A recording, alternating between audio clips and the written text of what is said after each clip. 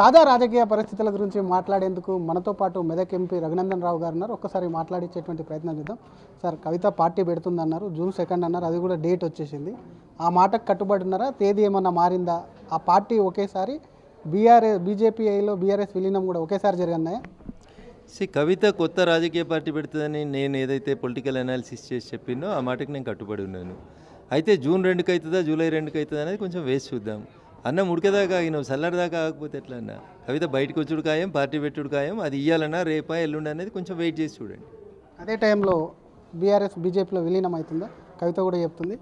So కవిత BRS party సభ్యురాలా, కవిత BRS పార్టీకి అధికారికంగా ఏమన్నా స్పోక్స్ పర్సనా, లేకపోతే కేసీఆర్ గారు పోయి మాట్లాడమన్నారు అనేది కవిత చెప్పాలి. కవిత కాదు అక్కడ. టీఆర్ఎస్ పార్టీకి అధ్యక్షుడు కేసీఆర్ గారు చెప్పాలి. కవిత ఎవరితో చర్చలు జరిపింది? నేను జైల్లో ఉన్నప్పుడు చర్చలు జరిగినాయి అంటుంది. మీరు జైల్లో ఉన్నప్పుడు మీరు చర్చలు ఎవరితో జరుపుతారు? తోటి ఖైదీలతో జరిపారా? తోటి ఖైదీలతో జరిపితే భారతీయ జనతా పార్టీకి ఏం సంబంధం లేదు. మీరు అన్నారు మా నాయకుడు కేసీఆర్, మేము ఆయన్నే గుర్తిస్తామని. కేసీఆర్ గారు జరిపినరా? కేసీఆర్ గారు చెప్పాలి. కవిత ఎట్లా చెప్తుంది? ఆమె స్పష్టంగా చెప్తుంది, జైల్లో ఉన్నప్పుడే కలిసేందుకు సిద్ధమయ్యారని మీరు అన్నారు కదా. అది కాకుండా అప్పుడు కూడా వద్దాను, 6 నెలలు కాదు 6 ఏళ్ళు అయినా జైల్లో ఉంటానన్నది. అంటే అప్పుడు చర్చలు జరిపినట్టే కదా. ఏంది దేశం కోసం స్వతంత్ర సంగ్రామంలో పాల్గొని కవితమ్మ జైలుకు పోయిందా? ఆమె 6 రోజులు ఉంటుంది, 6 నెలలు ఉంటుంది, ఎన్ని నెలలు ఉంటుంది, మాకేం సంబంధం అన్నది. చట్టం తన పని తాను చేసుకొని పోయేటటువంటి పరిణామ క్రమంలో వారు జైలుకు పోయినారు. వారు జైలుకు పోయినటువంటి విషయానికి మాకేం సంబంధం ఉంటుంది? వారు జైల్లో ఉండడానికి భారతీయ జనతా పార్టీలో బీఆర్ఎస్ విలీనం కావడానికి ఏం సంబంధం ఉంటుంది? టీఆర్ఎస్ పార్టీ పుట్టుక నుంచి మీరు ఒకసారి గమనించాలి శ్రీధర్ అన్న. ఈ రాష్ట్ర ప్రజలు కూడా అర్థం చేసుకోవాలి. 2001లో పార్టీ పుట్టింది, 2004లో ఎన్నికలు వచ్చినాయి. కాంగ్రెస్, సిపిఐ, సిపిఎం తోటి పొత్తు పెట్టుకున్నారు. 5 ఏళ్ళు కాలే, 2009 వచ్చింది. తెలుగుదేశం పార్టీ సిపిఐ, సిపిఎం తోటి పొత్తు పెట్టుకొని మహాకూటమైన ఎన్నికలకు పోయినరు. 2014 తెలంగాణ వచ్చింది. ఎన్నికలకు పోవడం చేతనైతుందో కాదో అని భయపట్టిపోయి సోనియామ్మని కలిసి దండం పెట్టి సాష్టాంగంగా కాంగ్రెస్ పార్టీలో విలీనం చేసుకోమని చెప్పి దండం పెట్టి కలిసిరని గ్రూప్ ఫోటోలు అన్ని పేపర్లలో కనబడ్డాయి. కాంగ్రెస్ పార్టీ ఎందుకు కలుపుకోలేదో, కాంగ్రెస్కి వాళ్ళకి ఏడ చేయడిందో వాళ్ళు చెప్పుకోవాలి. కానీ అన్న, మేము ఎప్పుడన్నా బీజేపీ బీఆర్ఎస్ కలిసి పోటీ చేసినాయా? లేని దాన్ని జరుగుతుందని ఎందుకు చెప్తుంది కవిత గారు? అంటే పోయిన పరపతిని, పోయిన స్పేస్ని, పోయిన జనంలో వల్ల విలువల్ని తిరిగి తెచ్చుకునేందుకు చేసేటువంటి ప్రయత్నం తప్ప ఇంకొకటిగా నేను భావిస్తలేను. వాళ్ళ పార్టీకి నష్టం కదా. పార్టీకి కాళేశ్వరంకి, కేసీఆర్కి నోటీసులు వచ్చినాయి, దాని మీద చర్చ జరగొద్దు, లేకపోతే ఇంకొక అంశాలు పబ్లిక్ లోపలికి రావద్దు కాబట్టి నువ్వు కొట్టినట్టు చేయని. ఊర్లలో ఒక మోటు సామెత ఉంటుందన్న. ఒక కొత్త సినిమా రిలీజ్ అయింది, పెద్ద లైన్ ఉంది సినిమాలు కాడికి పోయేసరికి. ఇద్దరు ఫ్రెండ్స్, క్లోజ్ ఫ్రెండ్స్ ఎట్లానే ఇలా సినిమా చూడాలని డిసైడ్ అయ్యిండ్రు. అక్కడనేమో లైన్ చూస్తేనేమో కిలోమీటర్ పొడుగు లైన్ ఉంది. ఈ లోపల వీళ్ళిద్దరు ప్లాన్ వేసుకుంటారు, నువ్వు కొట్టినట్టు చేయి, నేను దన్నినట్టు చేస్తాను. వీళ్ళిద్దరు కొట్టుకున్నట్టు నటిస్తే ఈ లోపల లైన్ ఇచ్చుకపోతుంది. ఇద్దరు పోతారు, టికెట్లు తీసుకుంటారు, లోపల పక్కన కూర్చొని సినిమా చూస్తారు. ఇట్లుంది అన్నా చెల్లెళ్ళ పంచాయతీ తప్పితే ఇంకొకటి లేదు. అంత స్పష్టంగా కవిత పార్టీ పెడుతుందని చెప్తున్నారు కాబట్టి కవిత మాటల్లోనే మీకు కోవట్లు అక్కడ ఎవరు ఉన్నారు ఆ పార్టీలో ఎట్లా తెలుస్తుంది మీకు విషయాలు అక్కడ జరిగింది? విషయం తెలవడానికి కోర్టులు ఉండాల్సిన అవసరం లేదన్న. కనీసం విషయం మీద పరిజ్ఞానం ఉంటే చాలు. జరుగుతున్నటువంటి పరిణామాలను అంచనా వేయగలిగేటువంటి రాజకీయ అవగాహన ఉంటే చాలన్న. దానికి కోర్టులు ఎందుకన్నా? ఇదేమన్నా నక్సల్స్ ఉద్యమం? ఆ కోర్టులు ఉండడానికి పబ్లిక్ లైఫ్లో ఉన్నాం. పబ్లిక్ లైఫ్లో ఉన్నప్పుడు అందరితో మాట్లాడుతున్నప్పుడు ఆన్ రికార్డ్, ఆఫ్ రికార్డ్ రకరకాలైనటువంటి విషయాలు తెలుస్తూనే ఉంటాయి. దానికి అంత పెద్ద పదం కోర్టు అనే పదం ఎందుకన్నా? హరీష్ రావు పేరుంటేనే బగ్గుమనేటువంటి రఘునందన్ రావు హరీష్ రావు తన సొంత కూతురు యొక్క ఆసుపత్రి ఓపెనింగ్కి పిలిచాడు. వాళ్ళిద్దరి మధ్య లోపాయికారక ఒప్పందం ఉంది. మరి హరీష్ రావు గిట కోవట్ అనేది కొంత చర్చ జరుగుతుంది. దాని మీద మీ మీద వార్తలు కూడా వస్తున్నాయి.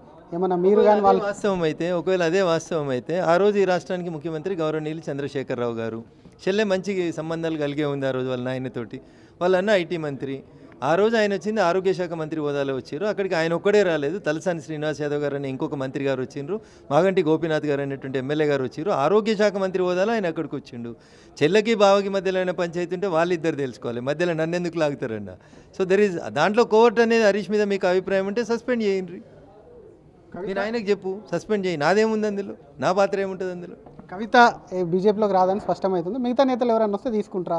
అది హరీష్ రావు కానివ్వండి, కేసీఆర్ కానీ, కేటీఆర్ కానివ్వండి. సార్, రఘునందన్ రావు భారతీయ జనతా పార్టీలో ఒక కార్యకర్త, భారతీయ జనతా పార్టీ గుర్తుతో గెలిచినటువంటి ఎంపీ.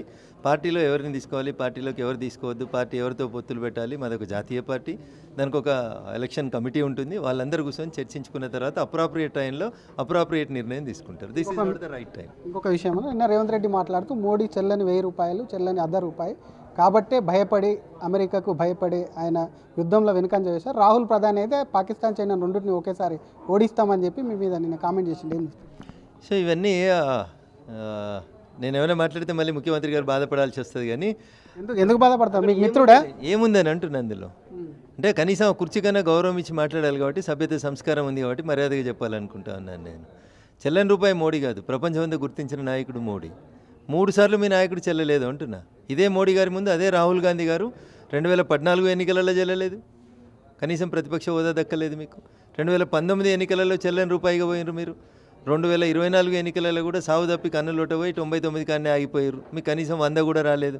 మీరు మాతో పోటీ పడేది, మీరు మోడీ గారి పేరు గురించి ఉచ్చరించడం ఏంది? మోడీ గారి యుద్ధ నీతి, మోడీ గారి ప్రజాస్వామ్య నీతి, మోడీ గారి పరిపాలనా దక్షత ఈ దేశ ప్రజలు చూస్తున్నారు. ప్రపంచం అంతా మోడీ గారిని నాయకుడిగా గుర్తిస్తూ ఉంది. రేవంత్ రెడ్డి గారు గుర్తించినా గుర్తించకుండా మాకేం ఇబ్బంది లేదు. గుర్తించకపోతే మరి నీతి ఆయోగ్ మీటింగ్కి పోయాల్సింది కాదు. ఎందుకు పరిగెత్తిండో మరి ముఖ్యమంత్రి చెప్పాలి. రైజింగ్ తెలంగాణ మోడల్ చూపించడానికి అంటే సో మరి ఆడ ఏం మాట్లాడినట్టయితే నాకు అనవలేదు. పేపర్ల టీవీలలో అయితే ఎక్కడైతే రేవంత్ రెడ్డి గారు ప్రధానమంత్రి గారికి ఏదో సలహా ఇచ్చినట్టో నీతి ఆయోగ్ సమావేశంలో ఏదైనా మంచి మాటలు చెప్పినట్టయితే నేను ఎక్కడ చూడలేదు. మరి రఘునందన్ రావు పార్టీ లెక్క చేయట్లేదు, పార్టీ లైన్ దాటి మాట్లాడుతున్నారు అనేది కొంత చర్చ జరుగుతుంది. పార్టీలో మీ మీద కూడా చర్చ జరిగినట్టు మాకు సమాచారం. నిజమేనా? పార్టీ లైన్లో ఉన్నారా? పార్టీ లైన్ దాటారా? రఘునందన్ రావు 100% క్రమశిక్షణ కలిగిన భారతీయ జనతా పార్టీ కార్యకర్త. భారతీయ జనతా పార్టీ అవకాశం ఇస్తే ఒకసారి ఎమ్మెల్యే అయ్యిండు, భారతీయ జనతా పార్టీ అవకాశం ఇస్తే ఒకసారి ఎంపీ అయ్యిండు.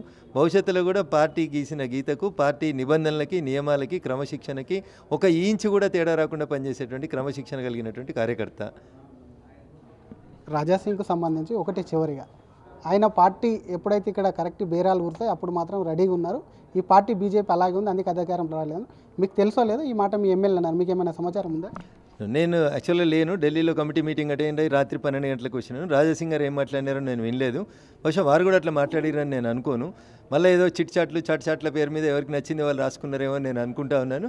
రాజాసింగ్ గారు కూడా భారతీయ జనతా పార్టీ గౌరవ శాసనసభ్యులు, అట్లా మాట్లాడినని నేను అనుకోను. అట్లాంటిది ఏమైనా ఉంటే మా పార్టీ హైకమాండ్ ఉంటుంది, they will think about it. Thank you sir. ఇది ఒకవైపు కవితకు సంబంధించినటువంటి అంశము. పార్టీలో ఒకవైపు కొత్త పార్టీ పెట్టడం ఖాయం, అది జూన్ 2 కావచ్చు, జూలై 2 కావచ్చు, ఏదైనా కావచ్చు, ఎప్పుడైనా కూడా పార్టీ పెట్టడం ఖాయం. ఎందుకంటే అక్కడ ఉన్నటువంటి పరిస్థితి, ఇప్పుడు ఉన్నటువంటి పరిస్థితి అక్కడ ఉండేందుకు కూడా ఆమె పరిస్థితి లేదు, పక్క పార్టీలో చేరేందుకు కూడా విముఖంగా ఉంది. కాబట్టి ఆమె డెఫినెట్గా పార్టీ పెడుతుంది అని చెప్తుంది. కోవట్లు ఉంటే మరి ఎవరు కోవట్లు అనేది ఎందుకు బయటికి తీసుకురాలేదు, ఆ కోవట్లు అనేటిది ఉండదని చెప్తుంది. హరీష్ రావు తన కూతురు ఆసుపత్రి ఓపెనింగ్ కేవలం ఒక ఆరోగ్య శాఖ మంత్రిగా మాత్రమే హాజరయ్యారు. ఆనాడు ఒకవేళ హరీష్ రావు మీద డౌట్ వస్తే నేను ఎందుకు పార్టీ నుంచి కూడా సస్పెండ్ చేయలేదని ప్రశ్నిస్తుంది. రాహుల్ గాంధీ ప్రధాని అవుతానని కూడా కలలు కనడం కరెక్ట్ కాదు. రేవంత్ రెడ్డి వ్యాఖ్యలను కూడా మోడీపై చేసిన వ్యాఖ్యలను ఖండిస్తున్నానని చెప్తూనే తన పార్టీ లైన్ ఏనాడు కూడా దాటలేదని చెప్తూనే రాజాసింగ్ అనేది కూడా మాట్లాడింది తన దృష్టిలో లేదు. కాబట్టి రాజాసింగ్కు సంబంధించి ఏం మాట్లాడారో తెలుసుకొని మాట్లాడతా అని చెప్పి కూడా ఎంపీ రఘునందన్ రావు అంటున్నారు. ప్రపంచంలో ఏ మూల ఏ క్షణం ఏం జరుగుతుందో వేగంగా తెలుసుకోవడానికి తొలి వెలుగు వాట్సాప్ ఛానల్ని ఫాలో చేయండి.